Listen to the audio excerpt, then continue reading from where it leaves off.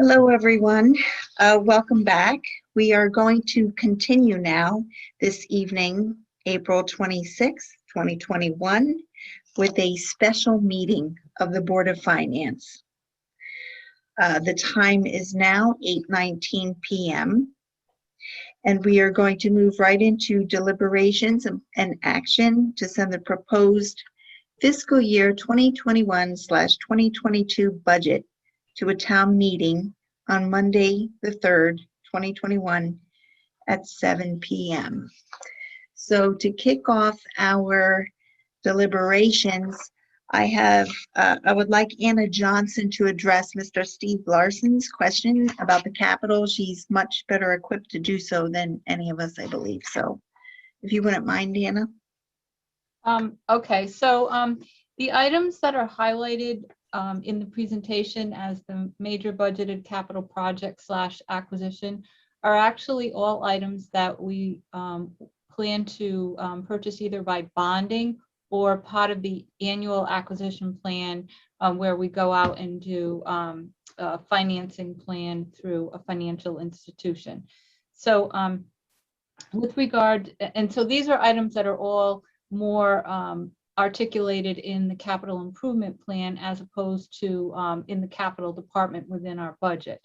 So the items that are included in the presentation that are bonded are the Board of Education East Lyme High School and Middle School Roof Life Extension and the East Lyme High School and Middle School HVAC upgrades. They total $785,000. The Board of Ed has identified another $232,000 in capital projects that would be bonded for a total of $1,017,000. So if you looked at the CIP, you would see that in the Board of Ed area, it indicates that the plan is to bond $1,017,000 in capital projects. And then the other projects that are due to be part of the acquisition plan is the Board of Education Technology for $500,000 and also the trash truck and the dump truck for public works. The total that we have noted in the capital improvement plan that will be in the acquisition plan is $1,136,500. There's another, besides those that are mentioned on that page in the presentation, there's another $207,000 item in items that were not mentioned on the page. The page just kind of highlighted some of those items. So I hope that answers his question. Very nice, Anna. Thank you. Okay, with that, I am going to share my screen. And the first thing that I would like our board to address this evening is the revenue adjustments coming down from Hartford. So we talked about this the other evening, and I'd like to bring it up again tonight. This is what I had addressed also in the public hearing earlier. There are adjustments to our revenue accounts that came through after we had already proposed our budget. So you'll see here the $218,000 reduction in the education cost sharing grant, $192,000 in the pilot of state-owned property, $28,000 in pilot for hospitals and colleges. Okay, because our revenues are going to be reduced by the Appropriations and Finance Committee, I guess the state is coming up with a new pilot program, sort of like that grant, that stabilization grant a couple of years ago for about $500,000 that the state awarded to different municipalities to kind of ease into reduced funding over a number of years. This is kind of the same principle. So we expect to get $1,031,375 in this new grant. So if you net all these figures together, there is a potential that we will receive from the state an additional $592,081. So the question for this board this evening is, what should we do with that money? And there are options. One, we do not adjust the revenues at all and we still pull $900,000 from the undesignated fund balance. And that would mean that we would most likely be in an over budget situation at the end of the 21-22 fiscal year by this amount or somewhere around there. 2, we can choose this evening to reduce the amount of the undesignated fund balance, reduce the 900,000 that we earmarked from that fund that we brought into revenues by this amount, 592,000. That would actually mean that instead of 900,000 that we pull from the undesignated fund balance, we would only have to pull $307,919, $307,919. So we can make that choice this evening. So far we have 1, do nothing, 2, adjust the balance in the revenue accounts that you see listed on your screen and the undesignated fund balance. Actually, it's called other financing fund balance in our budget. 3, we could choose to, open up the budget again and make different adjustments, which I have to say I would not be in favor of doing this evening. But those are the choices. If it were my preference is to adjust the revenues that we're pulling from the fund balance this evening and ask Anna to make those adjustments, and we would have to make a motion to do that. That would be my preference. So one by one, I'd like to go down and hear the preference of the other Board of Finance members this evening. So one at a time. Is there somebody? Now I think I'm going to stop sharing the screen.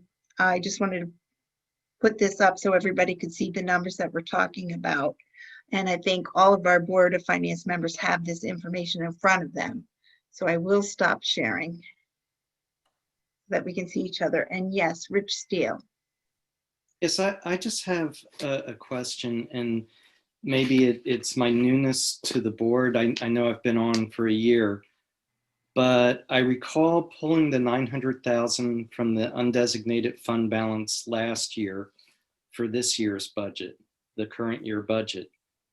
I don't recall that we pulled 900,000 for next year's budget. Is it something that once it's pulled, it's continually pulled each year? I guess I just have a little bit of confusion on this. And if either any board member or Anna, if you could explain that to me, that would help a lot. Okay, I'll let Anna explain that one.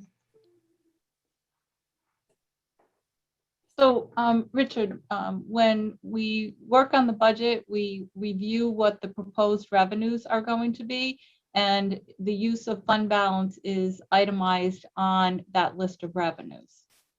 So that's where you would have seen it. And each year it gets reviewed again and determined how much we will apply from unassigned fund balance to balance the budget. So back to my question, we had pulled 900,000 last year, but we didn't indicate any preference to pull any additional funds this year? For the current fiscal year budget for 2021, we noted use of $900,000 from fund balance. In the proposed budget for 21-22, it's indicated to apply $900,000 from fund balance again, 2 years in a row. Oh, okay, because I didn't recall us deciding to do that a second time, but I guess that must have just slipped me. So if I could add something to that, Rich, that might refresh recollection. At the end, it was very late, but at the end of deliberations, we were trying to figure out what that mill increase would be with the 900. use of the 900,000, and that was the 0.16, now adjusted to 0.15 for whatever reason. And then we were looking at maybe a 700, Camille's suggestion, 750,000 unfunded, unassigned fund balance use, which would have been a 0.23, I think, mil increase. So that was kind of the last discussion that I have some notes on, but we went with that first suggestion, keeping that mill rate a little bit lower by still continuing to use the 900,000. So bottom line is we dipped twice, each time 900,000, last year and then this year for proposed budgets. Yes. I would actually like to make a very simple analogy that I think might bring this into clearer focus. So say in the year 2020, I want to buy a new refrigerator. So I pull out of my savings account $100 to buy a new refrigerator, but that only ends up costing me $80. So after I make that purchase, I'm going to send $20 back to my checking account where I pulled it from. But now in 2021, I want to buy a new dishwasher. So again, I pull $100 out of my savings account into my checking to pay for the dishwasher. And this time I actually only spent $50 on the dishwasher. So I'm going to send $50 back to the savings account. So I don't know if that helps you or anybody else on the call, but that's a very simplistic way to look at this undesignated fund balance. It's a savings account for the town. And when we're trying to balance a budget, sometimes we have to assume that we're going to need some money from savings to cover all of the expenses that we're hoping to pay for in the upcoming year. But if we don't need it, we're going to send it back. And then the next year, when we take another look at what our needs are, we might have to pull it out again. So every year is a fresh take, a fresh look at what that balance is. And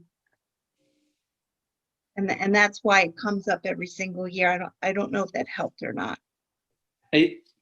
Sort of yes, sort of no, but back to what the bottom line was, even with withdrawing that amount from the undesignated fund balance to help our budget and minimize the mill rate increase, we were still able to add to the undesignated fund balance, correct? So it's not like we actually lost, we lost potential pace, but we still did increase our undesignated fund. So that was in the prior year, if I'm hearing you correctly. So that was in the budget year 2019/2020 that we returned budget funds into the undesignated fund balance, and it increased in that fiscal year. The one that we're in currently, 2020/2021, again, we pulled out the 900, and it's estimated that we're, as of the latest report that we received from Anna Johnson on April 21st, it's estimated that we're going to send back 240,000 of the 900 this year. So we are not sending back more money than we pulled. We are going to use 760,000 of the 900 that we pulled this year. And one further question that came to mind that Steve Larson had asked previously was how much money do we actually have in this unassigned fund balance? We've done a really good job of growing this over the past couple of years. And right now, the latest estimate is that we'll have close to $8,445,000 at the end of this year. Again, we have 2 months to go. So don't hold us to that number. Lots can happen in the next 2 months, but that's what we're looking at. And that's represents about 11% of our operating budget. I know when I started on this Board of Finance Commission 8 years ago, 9 budget seasons ago, that number was really a lot lower, 6, 7, 8%. So we have done a good job of trying to increase that. Our goal is to get that up to 15%. That's a really comfortable number that auditors, lenders look at when they're evaluating our financial statements and whether they want to loan us money at a really good rate. So that's our target, 15%. And slowly but surely we're making some progress, and that's why I would be in favor of reducing the 900,000 that we targeted this year. Thank you.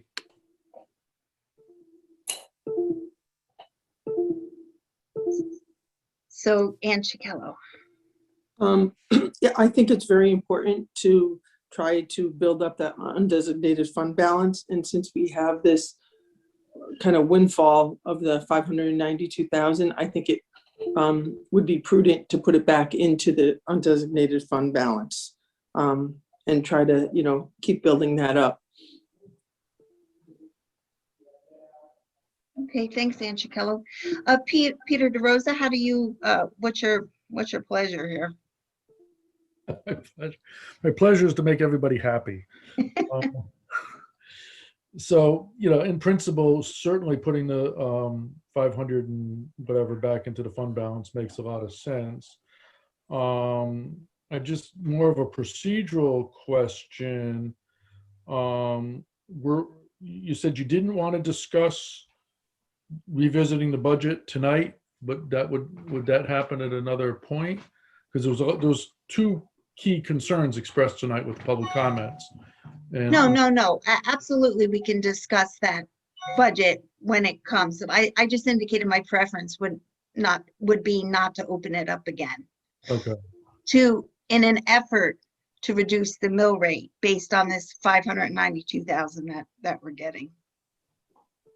Or in an effort to finance things that have previously been targeted for reduction. I was just expressing my preference. We will talk about those items that were brought up at the public hearing. Okay. That's okay. Thank you. Rich Steele. My preference is to just put it all back into the undesignated fund balance, especially since this is a state projection that the state budget isn't finalized yet. And so we aren't guaranteed that this will be the amount, and to start utilizing it for other purposes could be a dangerous proposition. Okay. John? That's exactly my point too, but Rich just said. This $1 million plus is, from what I understand, is tied up in the finance department at the state capitol. It's not guaranteed.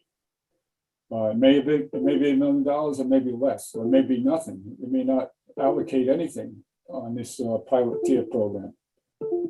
So whatever amount comes out of that to us, I agree with Ann Chikello and Peter and Rich that it should go into whatever balance it is. It should go into the undesignated fund balance. Are you saying once we get it, if we get it next whatever amount, year, yeah, to once just we let get it whatever amount return? it is, it could be next week, next month, or the end of the year. We don't know. But whatever amount that is, whether it's $1 million or not, it should go into the fund balance. At the end of next fiscal year, not in advance, you're saying? Well, whenever we get it, I mean, we have to put it somewhere. Do you know when it's supposed to be approved? Anna Johnson, do you have an idea of when we might be able to expect these revenues? So the state legislative session is due to close on June 9th. So we would expect a decision by that date. So if that's the case, and we get it, say, the end of June or sometime in July, it should go into the fund balance. That's my choice. So, okay, right. So that is a choice. Yes. That was the first choice, is not to Right. adjust the revenue budget this evening. Let's just take the wait and see approach. If we get the funds, we can make the appropriation at that time to put it straight to the savings account. Correct. And Santoro, Yes, I had a question for Anna. Anna, usually all of these grants and state funds that we get are, I'll say, not written in stone until that June date. And we kind of budget, having the best numbers we have, and then they're confirmed at some point in that time frame. So for clarification, particularly for the public, could you tell us the difference between this fund, which is now going to be called the Tiered Pilot Fund, and the rest of the various grants listed in terms of how confident we are, because we're using those to budget now. We're using ECS grants, we're using Town Aid Road, we're using those in our revenue sheet. So on a certainty curve, 1 to 10, how is that new item different than any other at this point? Okay, so when the governor gave his proposed budget back in February, March, the numbers that we have in the state revenue accounts are the proposed revenues from when he presented his budget. So these are, now that they're, the budget is with the legislature, these are, coming out of finance and appropriation, these are their projections. So when the governor proposed his budget, he put a pause on the phasing out of the education cost sharing. That's why it was the same amount. And then with regards to the pilot program, they're rewriting the formula for the distribution of the pilot grant. So that's why you see the pilot and then the pilot hospitals and colleges reduced to 0, and the new tiered program put in at the $1,031,000. So basically, it's going through that same process again, just along the way, they've inserted a new, a new animal, if you will, or a sort of revision of their formula for that particular program. Yes, that's correct. So, as I understand it now, the General Assembly is in negotiations with the governor relative to how this will all end up being at the end of the legislative session this year. Okay. All right. Thanks.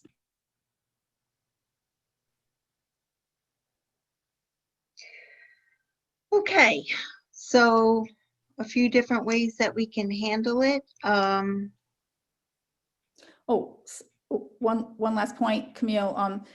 Just thinking that, we can take a little bit of a hybrid approach too, which is, you could, put some of it, whether you do that at this point or at a later point when you have that certainty of what the numbers look like, if you so choose. But you could still have a hybrid model where you take some of that money, put it into back into our fund balance, unassigned fund balance, rainy day fund, and then use a portion of it to fund something else that we've had to forego. So I, for me, it wasn't necessarily quite so black and white.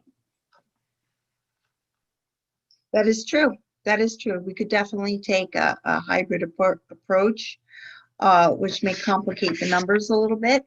But that's definitely a choice. Did you have anything specific in mind, Dan Santoro? Depends on how we're viewing this. If we're kind of, hands off because everyone thinks it's not certain yet. I'm more of a mind that this is just part of that process where we're going to get this. We've seen the presentation, as Anna has said, by the governor. Now this is the little reformulation that you're most likely going to see,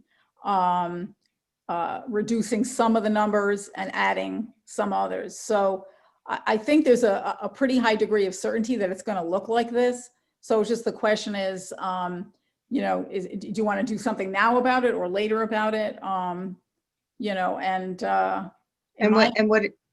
sorry, what I was just going to ask you, and what is your preference? Sure. I think we could, by looking at this, which is almost $600,000, it's $592,081. we could put, go back towards your 750, unfunded, unassigned fund balance use or something like that. And some of the rest of it to fund, let's say that police officer or, or other things that we've perhaps pulled out. So that's the way I was thinking. And I think we heard some of that in some of the commentary this evening as well. So that's one way of kind of, Well, the other thing as we approach the discussion on expenditures, if we were to opt to increase the budget, the other option is to increase the mill rate as well. Keep in mind that over the years, I've seen anywhere from us pulling $0 out of the savings account up to $900,000 and everywhere in between. I would certainly like to see us get back down to that 0 number, where it makes sense. So I would say that I would be more in favor if we were going to reinstate any expenses in this budget, let the taxpayers decide if they're willing to pay more in taxes to fund that specific increase or not.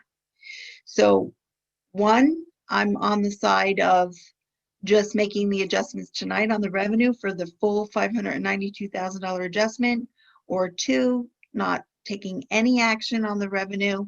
And when the money comes in, let's visit appropriating that in a way that makes sense at that time. So we've got all different ideas of what we can do. I think the prudent thing to do here is to call on somebody to make a motion, and then we will vote on it. And if we agree with that motion, it will pass. If we don't, then we'll have to entertain a second motion of what to do. Does anybody have any questions with that procedure? Okay, so I'm going to ask one of you to put a stake in the ground and make a motion that we can vote on. Ann Chikello. All right. I move for Anna Johnson, the Finance Director, to make the necessary adjustments to revenues as outlined in the Town of East Lyme projected revenues for 2021/2022, and to make the corresponding decrease in account 01-08-900-051 other financing fund balance from $900,000 to $307,919. There is a motion on the floor. Is there a second? I have a second from Rich Steele. Is there any further discussion on the motion on the floor? Yes, I understand the motion, and so basically we're adding this to our revenue and then adjusting our unassigned fund balance in totality. So it seems like a step I'm just not willing to take yet, and then I think we need to address as a board what we heard in the public commentary this evening about reinstating some items from Brookside Farm to the police. So I'd rather have that discussion first, and then take a look at this additional revenue. Just a thought. Okay, I will say that we are not increasing the revenues. There will be a 0% effect on the bottom line of the revenues. It's just an adjustment between the different line items. Right, but the net of the total effect of it is to pull the money that has just come in, which is the 592,081, into our usage of the fund, which Ann Cocello just read the numbers of, which is our 01-08-900-051, which is our other financing from the fund balance. So that's a decision I'm not ready to make until I have decisions about any other adjustments that we need to make on the budget as a whole. I mean, that, I just can't. Okay, yeah, Yeah. no, I understand. So I think the procedure is we have a motion on the floor. We have a second. If you're not willing to move forward at this time, you could either vote nay or you could abstain. I think that would be the proper way to handle this motion. Does everybody agree with that? Okay. Yes. Yeah, I'm gonna vote with Anna. Any further discussion before we take the vote? And I'm going to do this one by one so our recording secretary gets the vote correctly. So motions on the floor to reduce the amount of revenues that we are going to pull from other financing dash fund balance. We're going to reduce that to $307,919. Rich Steele, how do you vote? Aye. Aye. Ann Santoro, how do you vote? Nay. John Birmingham, how do you vote? You have to unmute yourself, John, please.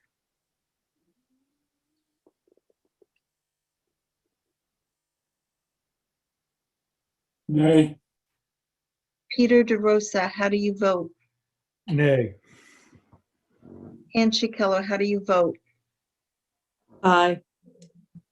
And I myself vote aye.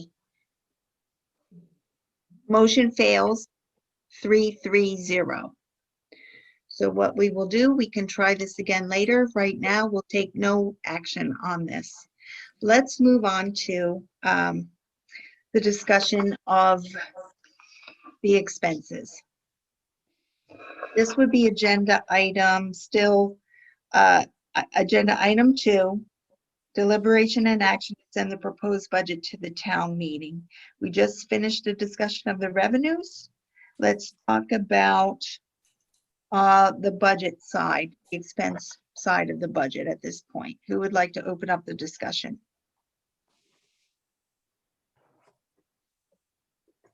Well, I'd like to address the Brookside Farm money reduction that the reduction that we had suggested because of our reading of the narrative for the first of the year, and how I interpreted it to be in January of 22 and not, because it wasn't specified FY 21-22 or July 1.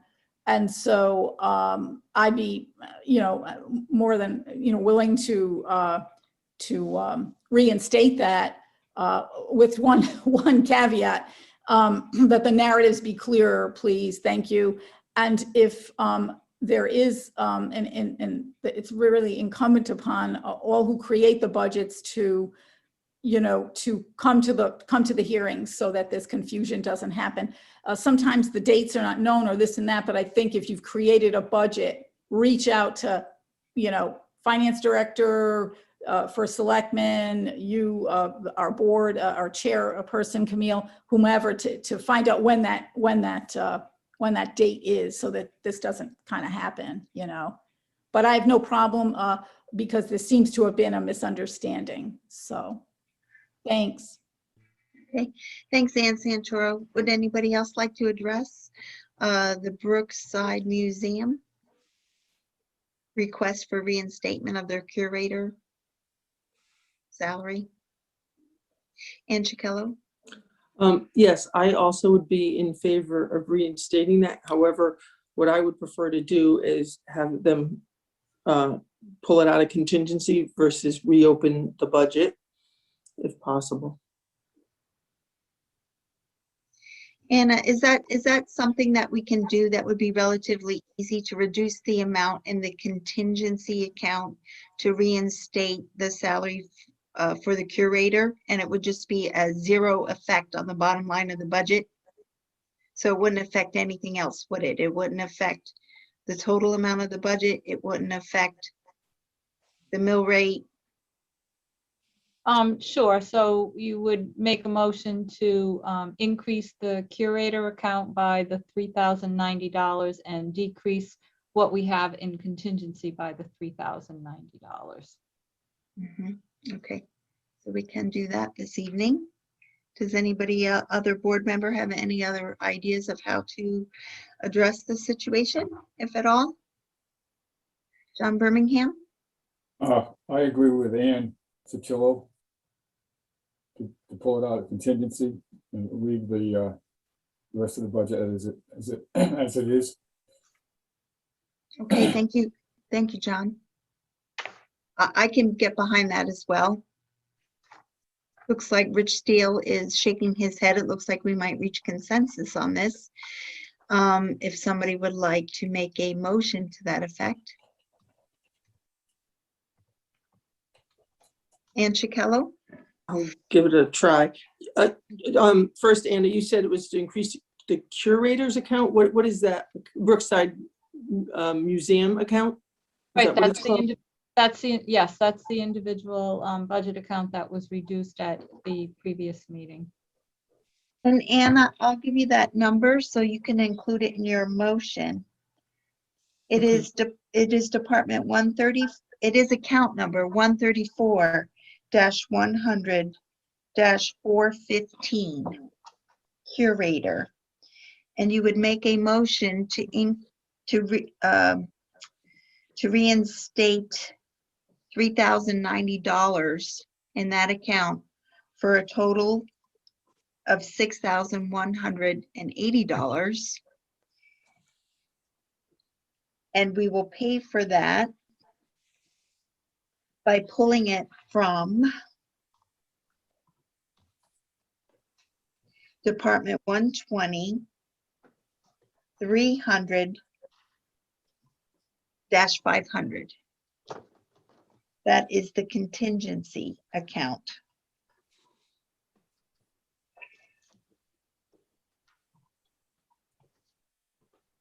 Again, this will have no effect on our bottom line.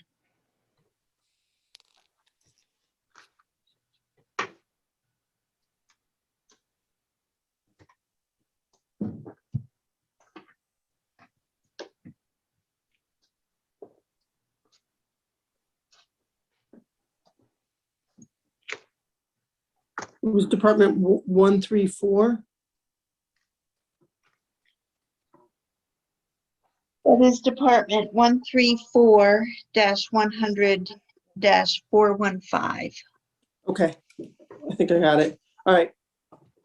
I can make a motion to reinstate $3,090 from Department 134-100-415 for a total of $6,180 and pay for it by taking money from Department 120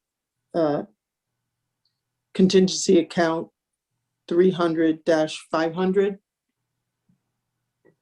Yes, I have a very good, Ann. I have a motion on the floor. Is there a second? I'll second. I have a second from Rich Steele. Again, I'm gonna one by one ask for your vote for Karen Simitric, our recording secretary. Unless there's any further discussion, we'll take the vote. No further discussion. Rich Steele, how do you vote? Aye. And Santoro, how do you vote? Aye. John Birmingham, how do you vote? Aye. Peter DeRosa, how do you vote? That was an aye, even though he's muted. Ann Chikello, how do you vote? Aye. And I myself vote aye. Motion carries unanimously 600. Thank you.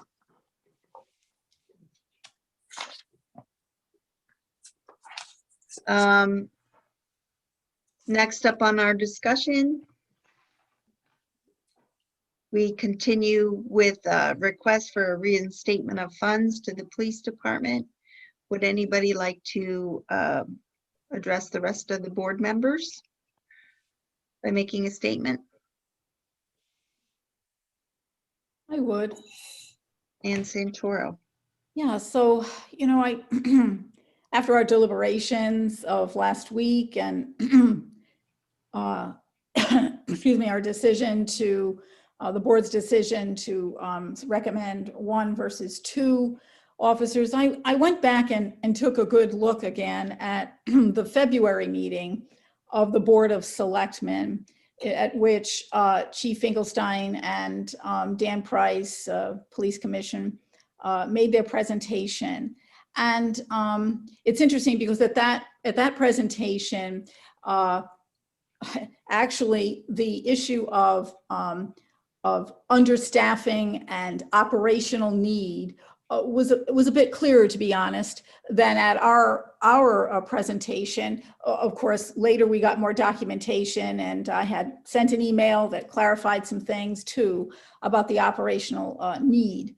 So, you know, I have minutes from that meeting. I copied some, and I think the discussion was very clear. All the selectmen, you know, asked questions or made comments. And I think the very much the consensus there, the you know, agreed upon thinking, so to speak, was that this is a real need. It's been a need since the police became an independent force in our town since 2017, and that the numbers concerning staffing are what we really need to be looking at. And the chief, in his description there and in our email exchanges with our board too, has been really clear about the need to cover the square miles of the town with more than just the 3 people operationally. And I think this evening, Dan Cunningham made some wonderful points. He also made them at the previous meeting I referred to back, I think it was February 17th of this year, that this is something that we really do need to get right. You know, we can look ahead to all kinds of changes within policing and police departments, but if you can't cover yourself, that's a very serious issue, which is why I was not willing to you know, go from 2 to 1 just for the sake of, you know, saying that I had compromised or I had you know, somehow in my own mind reduced the need. The need isn't reduced. And just want to point out that that 1.9 goal of officers per 1,000 wouldn't happen unless we were to add all of these officers, you know, to reach a point of 36. And that's still not meeting regional, state, or national numbers, which is very alarming to me. So I have even more feeling about this than I have. As I said, for me, it's been an organic process looking at this. I discussed this at length last time. So I would respectfully ask the board members to rethink what has, you know, your decision to go from 2 to 1, and to think about what was some of the points, very thoughtful points made this evening by Mr. Powers, by Mr. Price, Mr. Cunningham, Mr. Daigle. So, and that's why I did ask about the mill rate, you know, assigned value, if you will, to adding that extra officer. I think it's really critical. So just would like you to rethink that a little bit or discuss with you. Thanks. Okay, thanks, Ann Santoro. And would you just be able to also impart your opinion as to how you would pay for this evening? Sure. So I was willing to, even without looking at this additional pilot money, which is coming our way, I was willing to change, have a slight increase in the mill rate for that. I didn't want to take out any more from unassigned fund balance. But since we have this money coming, I feel that we could, again, to do 2 things, as I discussed previously. We could use part of it, and we could, at the same time, reduce our $900,000 reliance on that unassigned fund balance. Keep in mind, too, that for the 2 years that we did add officers, and this is a point I tried to make at the deliberations, we've been sort of chipping away. We did these half-year and incremental increases. So I think that, and that is just not really cutting it operationally. And I as a lawyer, and Dan Cunningham certainly as a lawyer, I see liability issues. I see them. I think our police do an amazing job with everything. Last point, many of the concerns that could possibly arise as to, changes in policing and this type of thing are actually being addressed in this budget going forward. Something that we didn't really highlight the night that our police chief was here, coming to us and giving his budget presentation. But there is approximately $7,000 worth of, new testing, new training, anti-bias training, use of force training, non-lethal force training. There's an additional, $12,000 plus in the attorney's fees budget of the town to help understand our accreditation requirements. So we're addressing a lot of needs that have to do with a very different issue, which is, how do you want to reshape policing or improve it? We'll say, how do we want to improve it?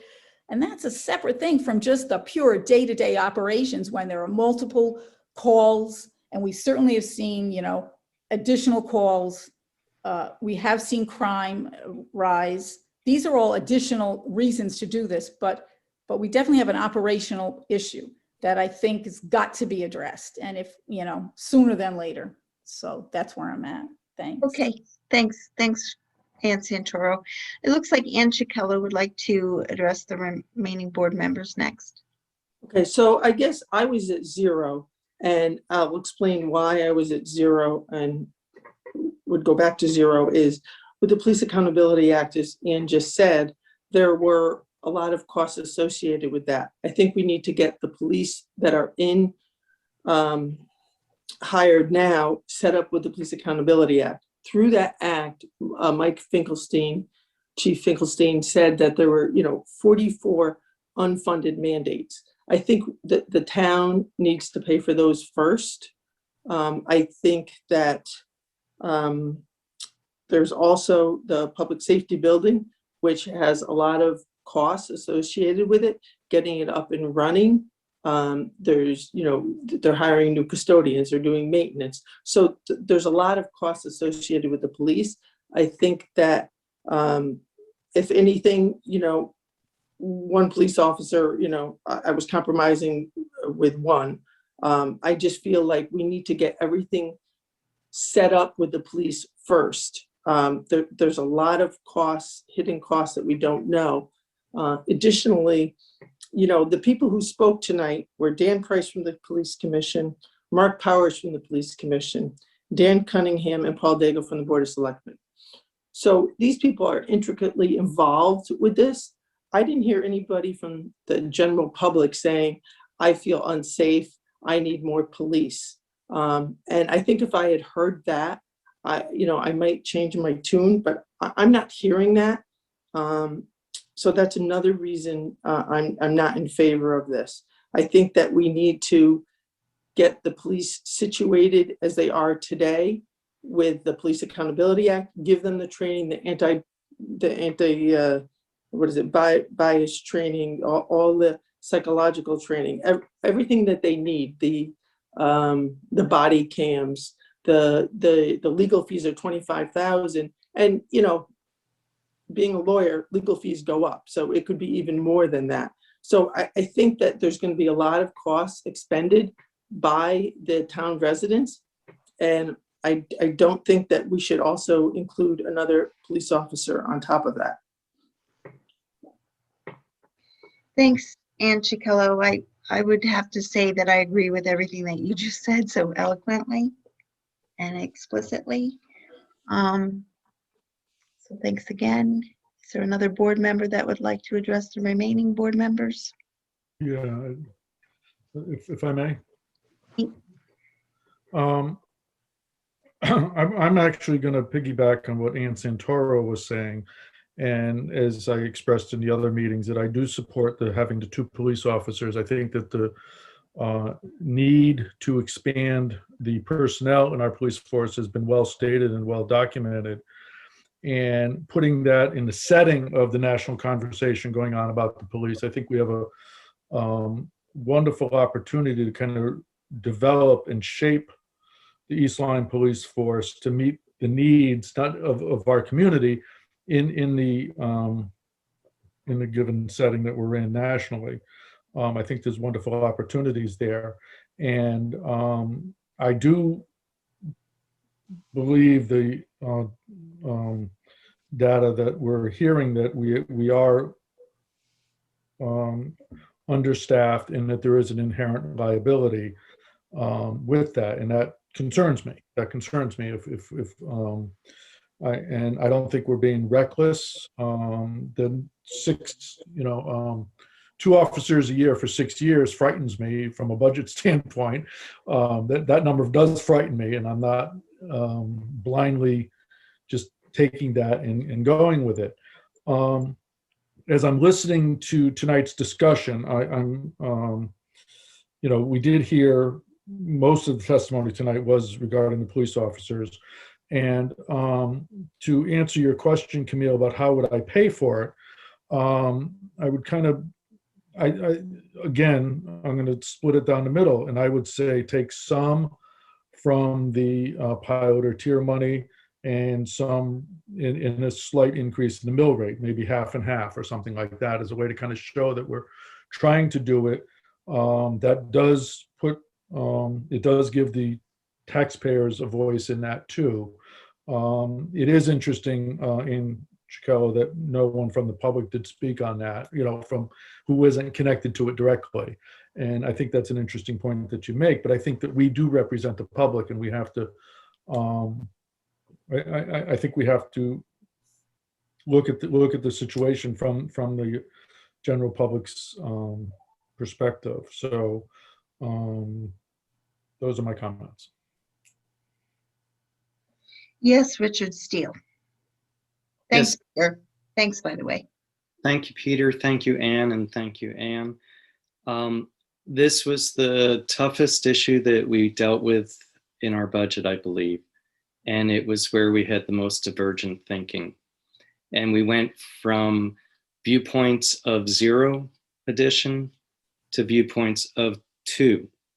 And it took us a long time to get to a compromise, which was not unanimous, but was 5/6 of us to get to the 1 increase. As I brought up the other night, one of their staffing notations is as an SRO officer. And if the need is that critical for patrolling officers, perhaps they could shift that line item over. And, the comment that you made, Peter, about, well, yeah, I can do the 2 officers this year, but the projection of 2 officers for the next 6 years really scares me. Well, I think we start heading down a slippery slope if we just march right in and start that. So then next year, you can't say no, because your philosophy this year was to say yes, and then the following year. So you're going to end up with 2 officers every year, possibly getting increased to requests for more, because the end goal will have risen from what it currently is. That's just to get us up to what they feel is the current staffing that we should be at. The other thing that was brought up during the presentations was that if we got 2 officers, East Lyme Police Force is a highly desirable police force to be a member of, that we get people from other locales, departments, and that we would then have 1 that would be transferred in and would come in at a slightly higher level because of experience, but would be able to hit the streets right away because it wouldn't require the state academy training, etc. I almost wonder if we're kind of behind the 8 ball in staffing as it is. Maybe with the current state of affairs nationally, it may be more prudent to just get people that need to go through the academy, that haven't had another department's experience, that we start fresh. We have a clean slate. And I think this year we can kind of evaluate that. I had started at 0 and I compromised to 1. And my feeling is when you compromise, nobody's happy, but at least you've reached a conclusion. And we worked for a long time on that the other night. And I don't know that we need to renew the discussion again tonight. I agree with Anchikello's comments that, what we heard from tonight, the members that we heard from, they're very informed, they're very involved, and they've got a lot of stake in the game. When we had the budget hearings, we had a long letter that was written to Camille that was read into the record that detailed reasons to not increase the police force by any officers. So I think to put it all in perspective, stick with our compromise. And if the town doesn't like it, they can always vote down the budget and ask for an increase in police officers at that point. My feeling is we stay with the one that we've added and move on. Thank you. Thanks for your input, Rich. Really appreciate it. Any further discussion on this? I mean, yes, John. I haven't spoken yet. I'm just going to make some points on my take on it. I know we spent a lot of time on this the other night, but the 4 people that spoke tonight for it, one of the people was Dan Cunningham, and he brought up, being an attorney, he brought up the liability, which nobody's discussed before. But one of the things you read about and hear about on TV a lot is the police officers' training as far as being able to de-escalate a situation. Now, there's sending one officer into a domestic violence situation, stopping a car, speeding with one officer, not knowing what he's going to walk into.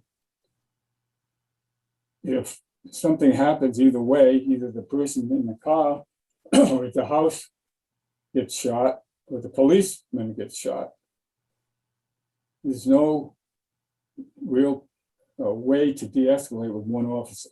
You need, in fact, all the other officers are in different parts of town, and they're tied up on their jobs or their duties. They're not able to back up the one officer who's in this situation that could get somebody killed or sued. The other thing is, most of the public, when they see an officer, they're doing certain things. They're on construction sites, they're patrolling in their cars, they're helping out at accidents, writing summons, trying to determine what's going on. It's just a few things that the public sees.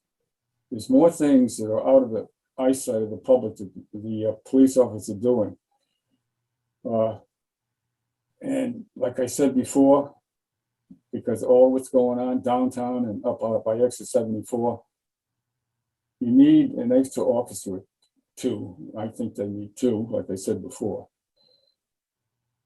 Now, to the point where one of the board members said she never hears people complaining about not having enough officers. Let me say this, and I keep bringing this up. I was downtown for a long time, and I worked at Stop and Shop for quite a while. And I talk to people and listen to people, a couple hundred people a day. And let me tell you, I've heard more often than not, the people, when they get their cars broken into and stolen, when they get the houses broken into, where are the police? Well, there's not enough police to cover the whole town when something like that when they're on patrol. So I think people do complain. They may not complain to everybody. They've complained to me for the last 40 or 50 years. And it's been more commonplace lately than not. Not The other thing is not adding a police officer up to 2 is putting themselves at risk, and they're putting the public at risk. We need the coverage. And I know there's different opinions of that for one reason or another. But time will tell if we don't add that extra police officer, bring it up to 2. How will we pay for it? We agree with Ann Santoro. We could take either all the money or some of the money out of the tiered pilot fund.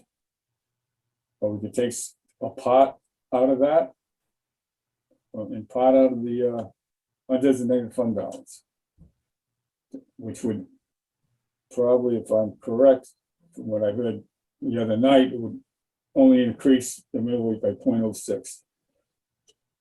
So that's my take on it. I don't know what else I can say. I said the 4 other people who you say have skin in the game. These people were volunteers, and they wanted people who knew the duties of the police officers.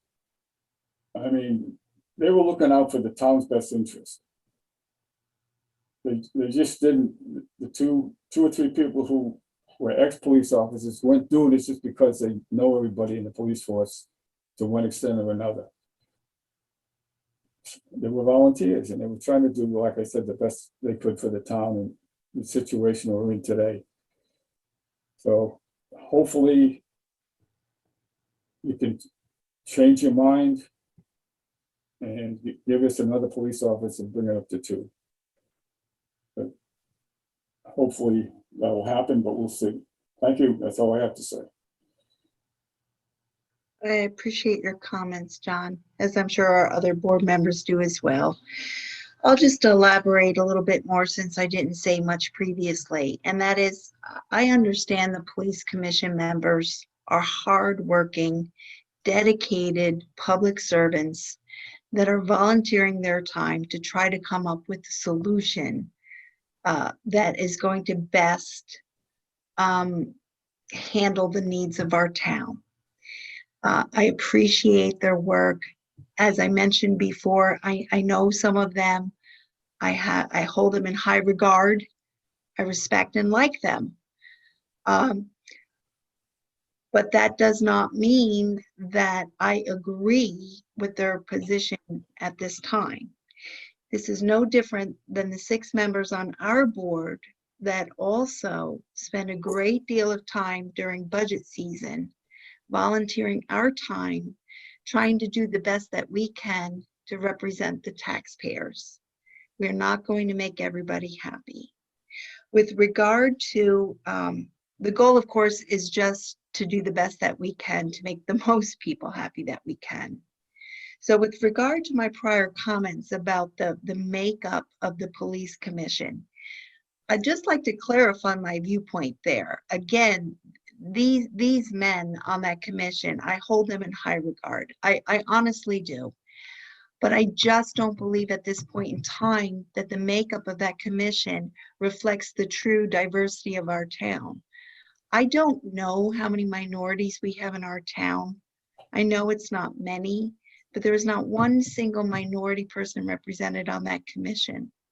There is not one single female on that commission now, as the lone female officer resigned from that, or lone female commissioner resigned from that office in January. So I think it is a very reasonable approach to reach a compromise to 1 until maybe we can do a little bit better of having the first selectman, you know, and the board of selectmen, if they get so involved, to bring more diversity to that board, to try to reach out and get community input as to what our residents really want. I'm not hearing, as Ann Shakella mentioned, a lot of community members coming out and saying, yes, we need more police officers.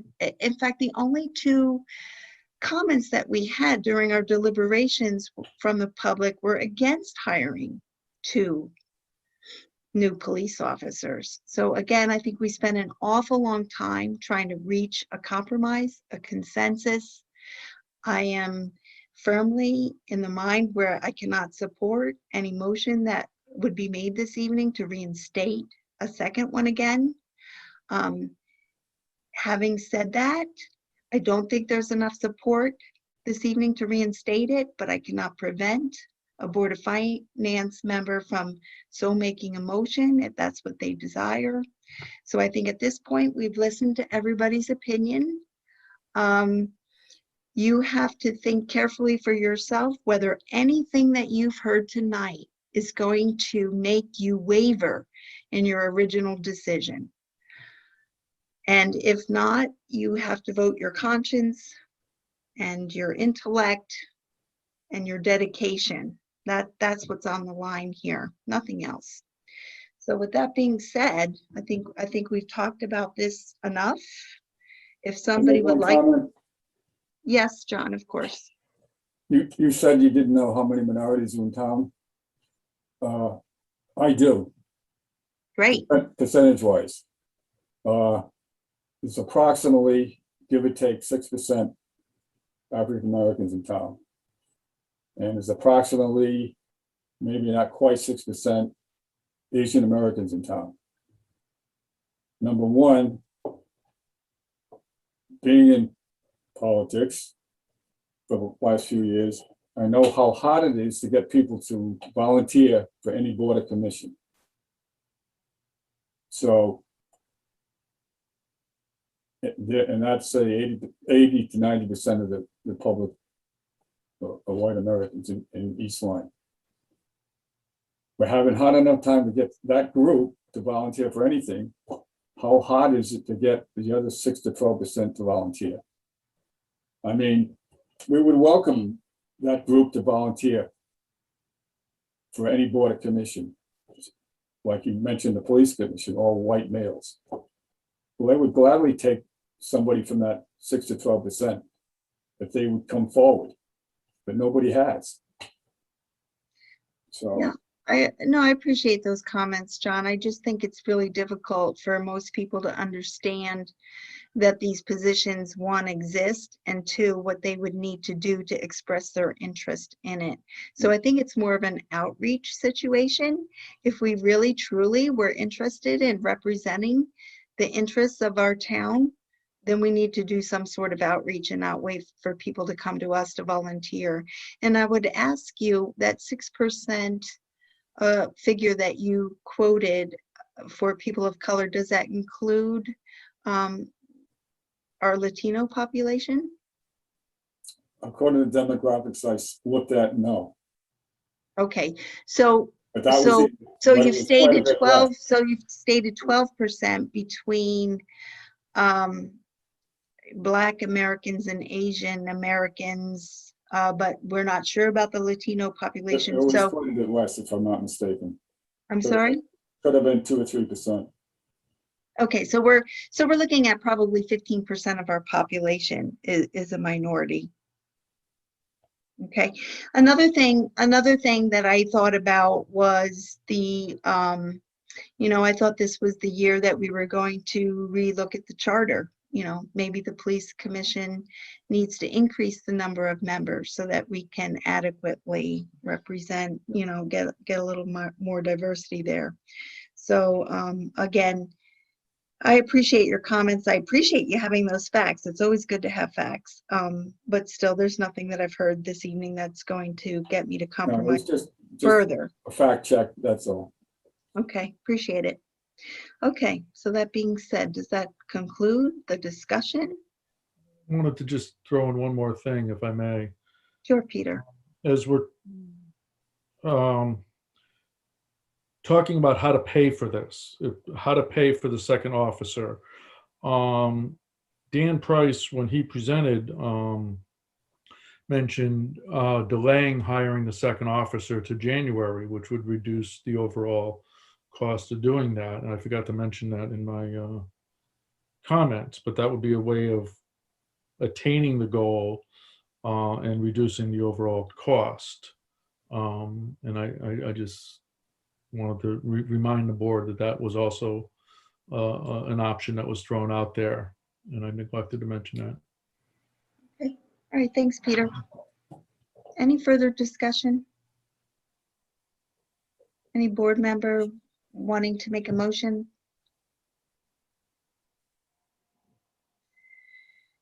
Okay, if there's no board member wanting to make a motion in that regard,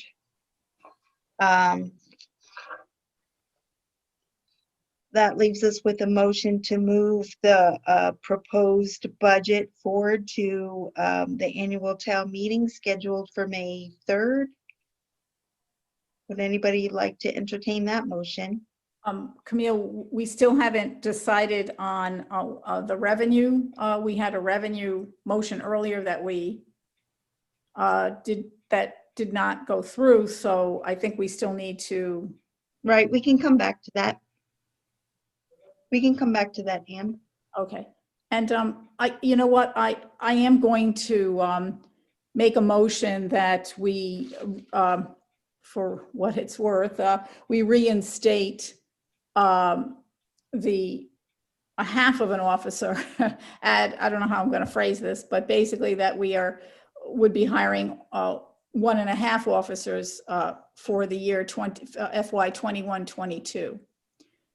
It is something that John Birmingham had raised at our deliberations, something Pete mentioned this evening following Mr. Price's suggestion. And again, you know, that will be my motion. And we'll see how it goes. Thanks. Can you attach some numbers and account numbers to that, Anne? Sure. That would be in Department 216, Public Safety Police Department. And I would need Anna's help to get a number to that, a value for that. Okay, so the police officer account is 511, and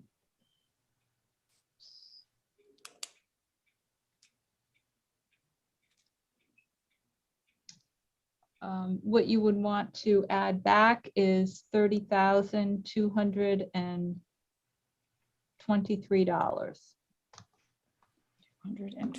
$30,223, Anna, did I hear you correctly? Yes.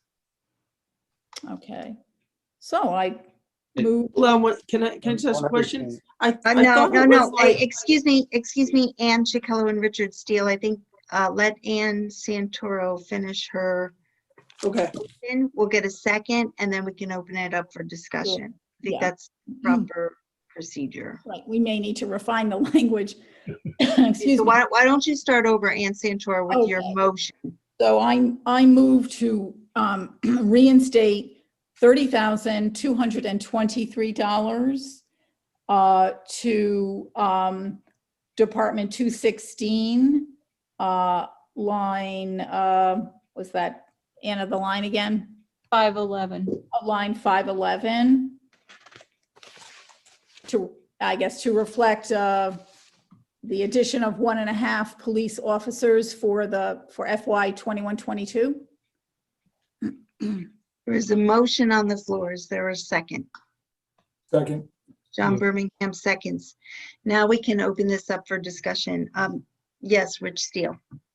Yes, Anna, when you had given us the figure for the reducing of 1 police officer on the night of the budget approval, you also got information from the miscellaneous benefits.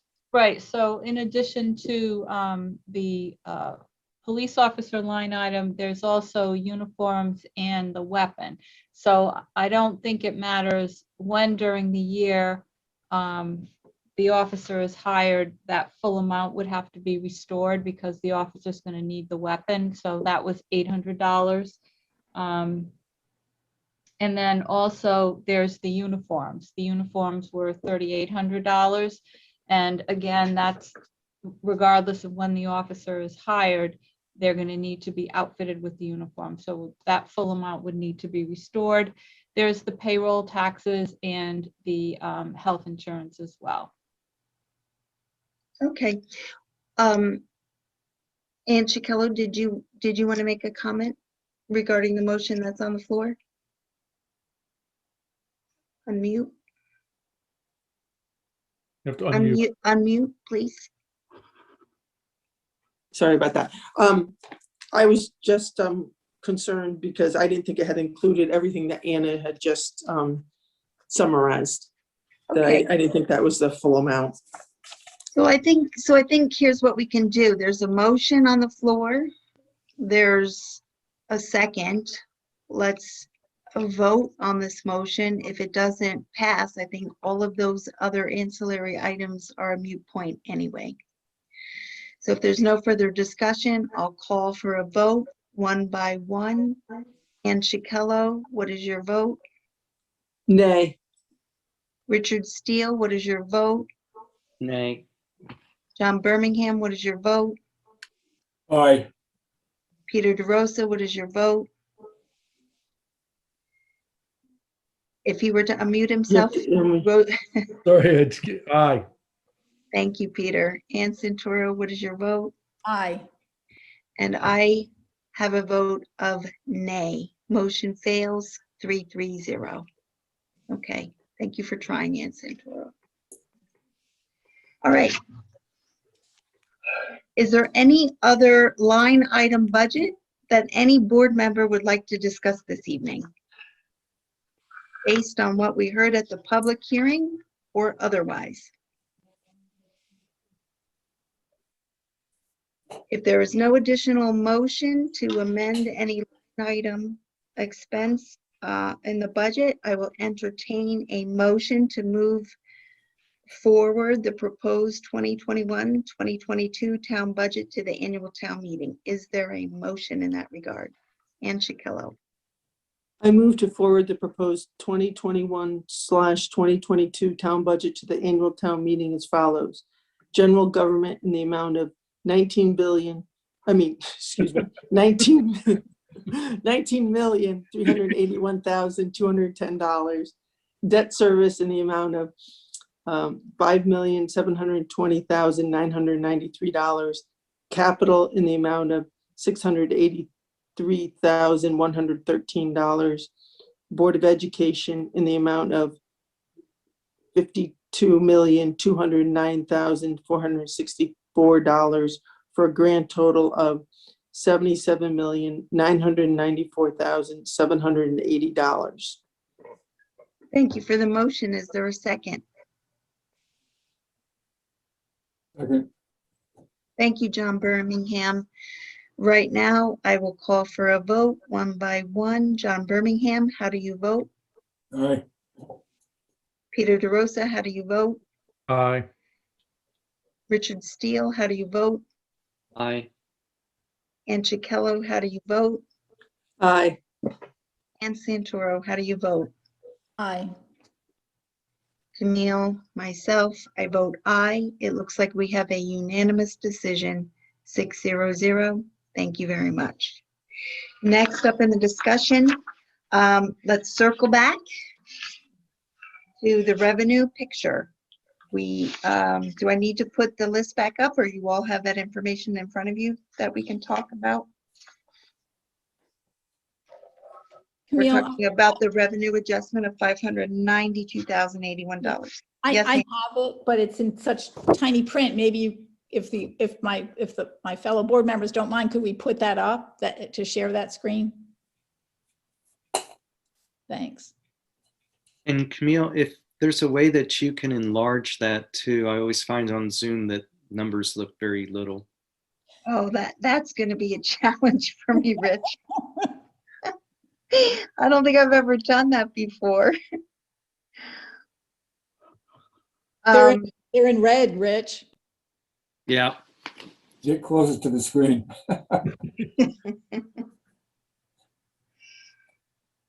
Okay, so again, we're circling back. There's a number of ways that we can handle this. We can choose to do nothing because we don't have the funds in hand. There is a high likelihood that we will be receiving these funds. I don't think the Appropriations and Finance Committee would have,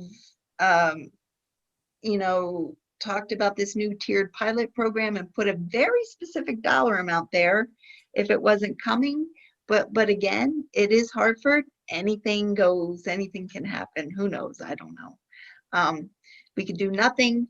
We can reduce it from the undesignated fund balance. What's the board's pleasure? Again, I would be in favor of reducing the undesignated fund balance, but I can also get behind doing nothing at this point and addressing this when we do have the funds in hand and making that special appropriation at that point. So if we don't do anything, no action needs to be taken tonight. Can I ask a question? Yes. This is Ann Chicallo. So if we don't do anything tonight, if and when we receive those funds, can they still at that point be put into the undesignated fund balance? I believe they can. Anna Johnson, what is your opinion on that? So if the legislature passes the, if that gets passed, the board can take a motion, or we could wait until the end of the fiscal year and the additional funding would be considered the result of operations and go to fund balance that way.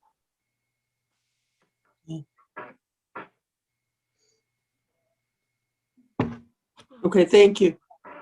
Okay, can I stop sharing the screen now?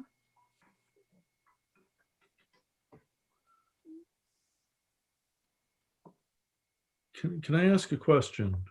Yes, Peter. What would be, what's the advantage of waiting? I mean, it's obviously if the funds don't come through and Hartford dries up and blows away and we don't get the money, then we would have to take action at that point. I guess I don't understand what the advantage is in waiting and why we wouldn't want to do it now. Anna, thanks for telling me how to enlarge that screen. That was helpful. Anna Johnson, can you also, does anybody want to respond to Peter's question?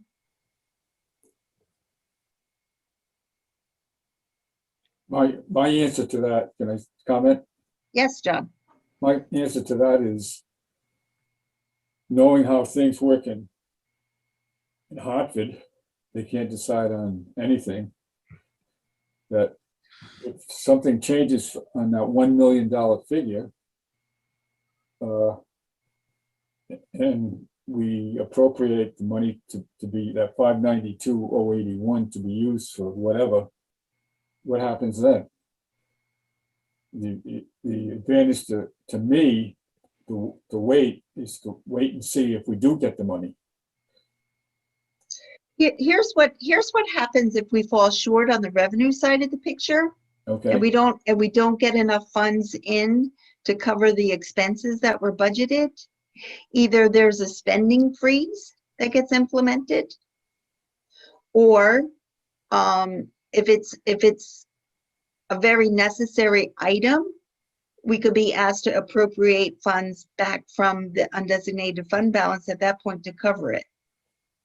So to me, I think that it's fiscally prudent to not take as much money from the fund balance as we are planning on it, because that kind of puts us in the mindset of being extra fiscally prudent all year long.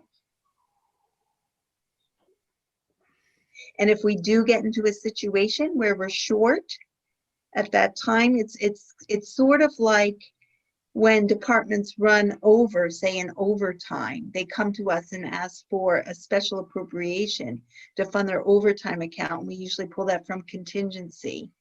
This would be a little bit different if it was such a large amount that we couldn't cover from contingency or elsewhere in the budget, then we would make a special appropriation to pull it from the fund balance. So you're leaning towards choice 2. What was your idea of choice two? Taking the 592 away from the 900,000 and putting the 300,000 plus into the undesignated fund balance. Again, that would be my preference, but I could go either way Yeah. tonight in order to just reach consensus and move the budget forward, Well, my choice would be choice one. which is Leave it alone. Do nothing. do nothing. Okay. What do the remaining board members think? Can I stop sharing the screen now? Okay. What do the remaining board members, what's their preference? If there's Ann Chicolo, My preference would be to put the funds in the undesignated fund balance.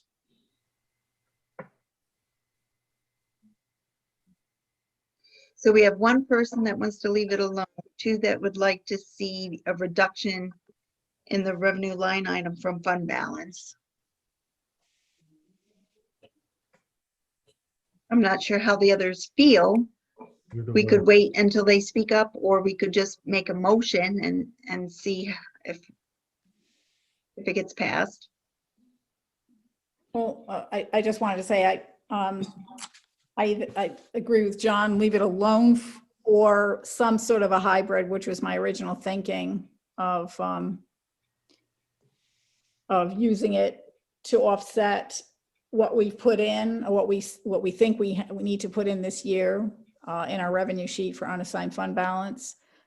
Reduce that as we can, but leave some of it open, because we're still in this bit of a unsettled, as I termed it last time, mid-pandemic economy. So I think that gives us some flexibility.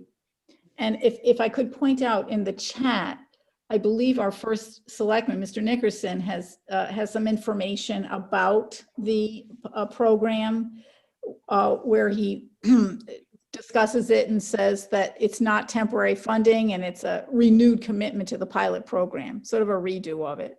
So that clarifies a couple of questions I think some people had.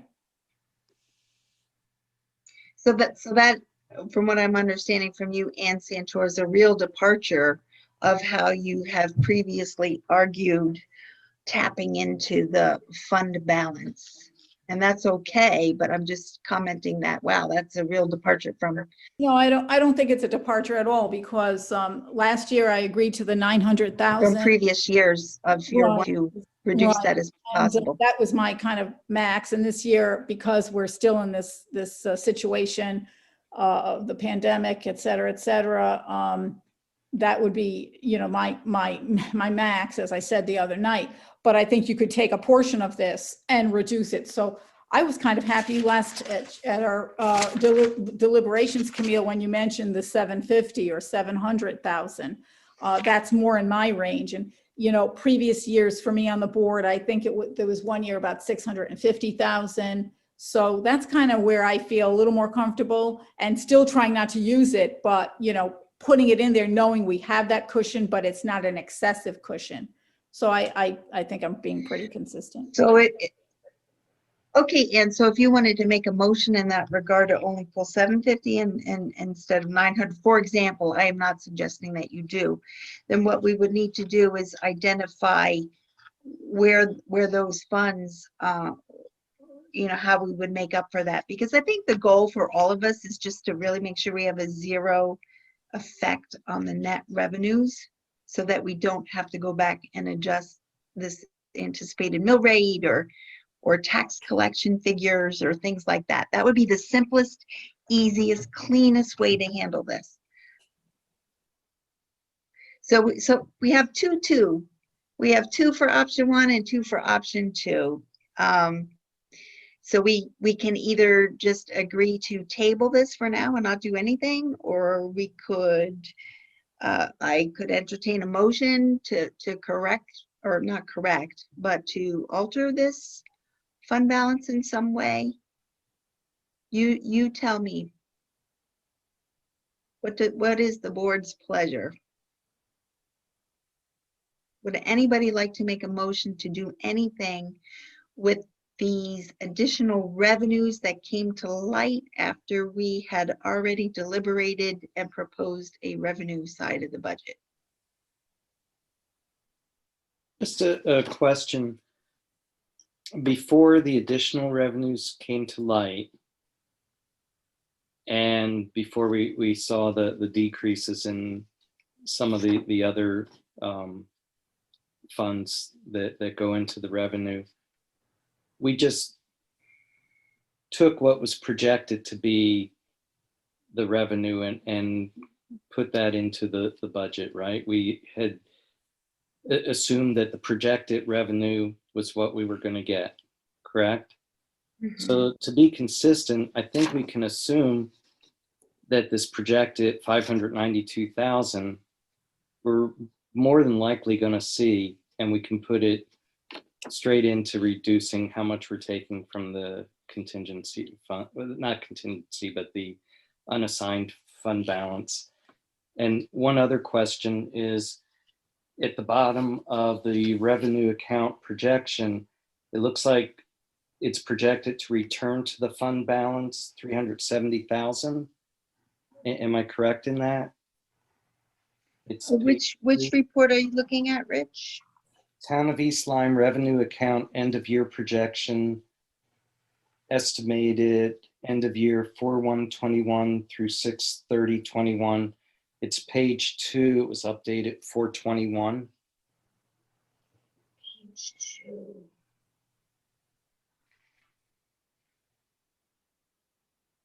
Where's that number, Rich? It's at the very bottom underneath the spreadsheet of all the different accounts. Underneath the final totals, there's a range of class IDs first to last, use of fund balance, and then return FB, which I presume is return to fund balance. 273, 243. Did you say return to fund balance 370,215, Rich? Yeah, that's what I'm seeing. Yep, that's page 2 of 2. This is the revenue account end of year projection as of March 31st. Dated 4/21 at 4:19 p.m. Correct. Anna, would you mind speaking to the return of the fund balance for 370? Yeah, so actually, at the end of today, I did look again at the tax collections for the month, and I'm actually able to update that now.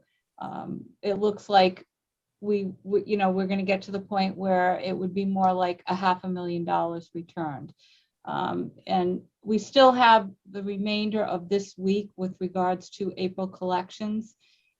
April has been an incredible month. It's like everything is happening a month later.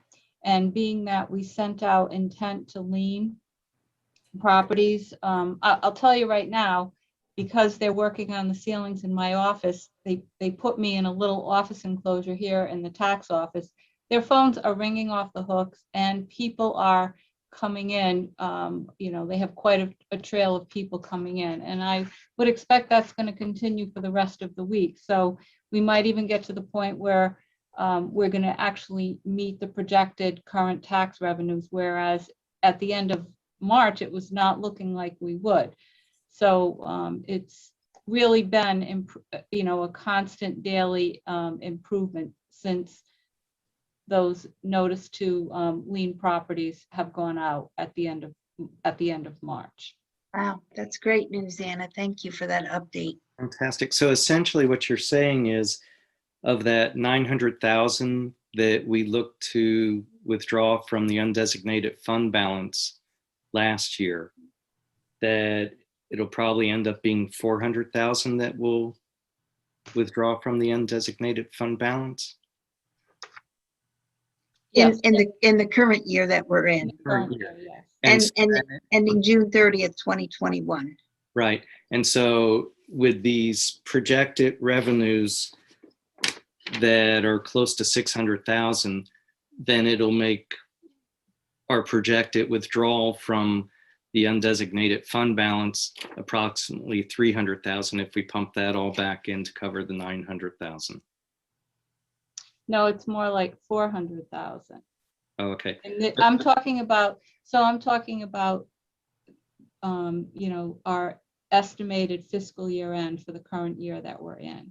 And you have to remember, this is just a point in time snapshot that, you know, it's changing, and that's why I update it at the end of every month for you. But because, you know, we're in the middle of the budget process, and because of what our situation looked like at the end of March, I've been looking at it really on a daily basis this month.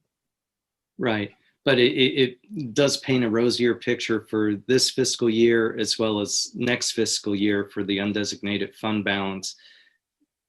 In particular, if we take this 592,000 projected increase in revenue and put that into the undesignated fund balance. That's correct, yes. Thank you. So for me, I'm in favor of just putting it into the undesignated fund balance, since we've always assumed the projections in the past. I think we can feel pretty confident about this, and at least it's put in place.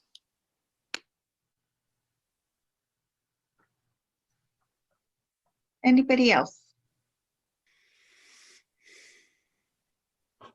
I can get behind putting it into the fund balance. But You can get behind putting it into the fund balance tonight. yeah. I mean, all the reports are, it's fairly optimistic that the money's going to come, but I'm not going to hold, you know, I'm not going to hold anybody hostage on that. So, Okay. So it looks like we might have 3, 4 people that would be in favor of that. Is there a motion that somebody would like to make in that regard? Or any regard to any motion? Ann Chikello. I guess I first have a question. Can I make a similar motion that I made before? Yes. Again, all right. I move for Anna Johnson, our finance director, to make the necessary adjustments to revenues as outlined in the town of East Lyme projected revenues for 2021/2022, and to make the corresponding decrease in account 01-08-900-051 other financing dash fund balance from $900,000 to $307,919. Thank you for the motion, Ann Chikello. Is there a second? I'll second. Thank you for the second, Richard Steele. I'll call for a vote. If there's no further discussion, I'll call for a vote. Seeing no further discussion, I'll begin with Peter DeRosa. How do you vote? aye. Richard Steele, how do you vote? Aye. John Birmingham, how do you vote? Aye. Ann Chikello, how do you vote? Aye. Ann Santoro, how do you vote? Nay. And I myself vote aye. Motion carries 5-0. Okay, thank you, everyone. With that, we have revenues wrapped up. We have the expense side of the budget wrapped up. And now we can move on to the, Excuse me, it's 5-1, Yes. oh, well, I'm sorry, what did I say? 5-0. Oh, 5-1-0, what I did mean. Thank you.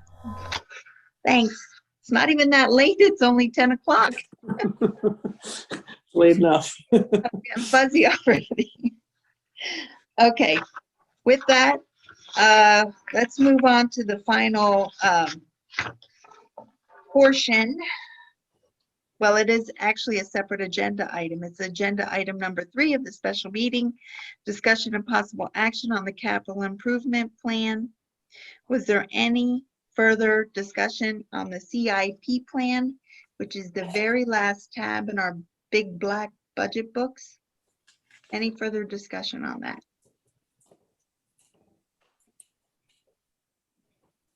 If there's no discussion on the CIP, yes, Ann Yeah, I Santoro? just have a you know, for any of the public still remaining on the call. Yeah, you know, I I think that our capital plan, well thought out, and I have no objection to any part of it. It many placeholders, years beyond this one, fiscal years beyond this one. Just want to point out what I've been pointing out, and I'm hoping that our American Rescue Plan dollars can be used, at least in part, somewhere within this year's, outlays under this plan. So we will get more direction from the Treasury Department. We'll have more direction on, on the town side use of those funds. Again, Board of Ed side, easier to direct those funds at this point. So I'm looking forward to that. But at this point, I think it stays in my mind as is. So thanks. Okay, thanks, Ann Santora. Any further discussion? If not, I'll entertain a motion. I'll make a motion. I move to forward the capital improvement plan as submitted to the Board of Finance to the annual town meeting. On May 3rd. Oh, on May 3rd, Thanks, Ann. 2021.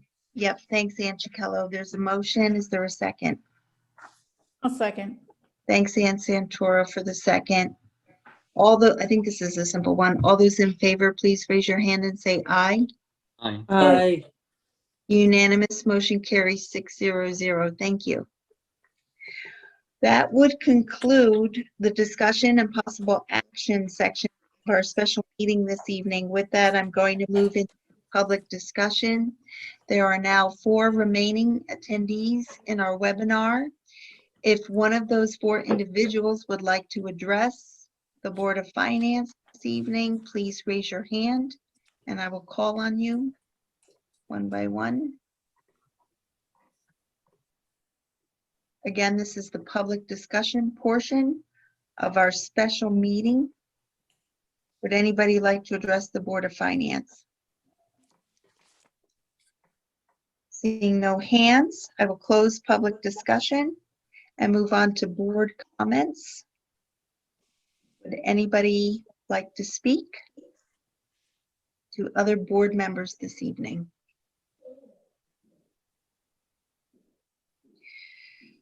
I'll just echo many of the much of the gratitude that we heard expressed this evening from the Board of Education to the Board of Selectmen to this Board of Finance and many people that took place in the public discussion portion of our meetings, all of those department heads who discussed their budget and presented them to us.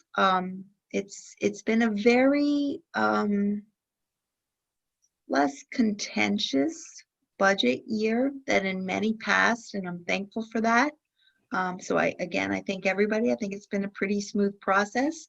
It is my hope that the town agrees with our decisions this evening, but it does remain up to them. I'm very thankful. We have the annual budget meeting on the 3rd, and it will move on to referendum on the 19th. And I think that is a good position to be in as we near the end of the COVID pandemic.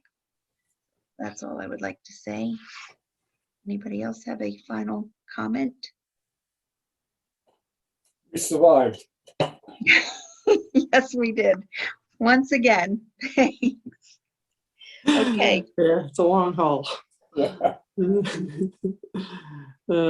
With that, I'll close board comments and I'll take a motion to adjourn the meeting. I'll make a motion to adjourn. Thanks, Ann Chicallo. Is there a second? Second. Thanks, John Birmingham. All those in favor, please say aye. Aye. Aye. Motion carries 600. Thanks again, everyone. We'll see you on Monday.